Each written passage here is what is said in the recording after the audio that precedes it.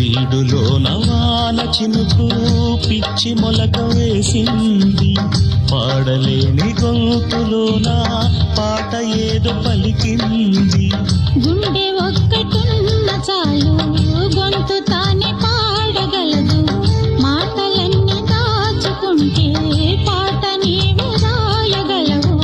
రాత రాని వాడి రాత దేవుడేమి రాశాడో, చేతనైతే మార్చి చూడు వీడు మారిపోతాడు, మనిషి అవుతాడు.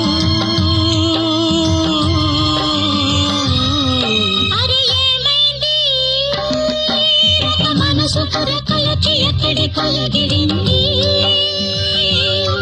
అది ఏమైంది? తన మనిషిని వెతుకుతూ ఇక్కడొచ్చి వాలింది.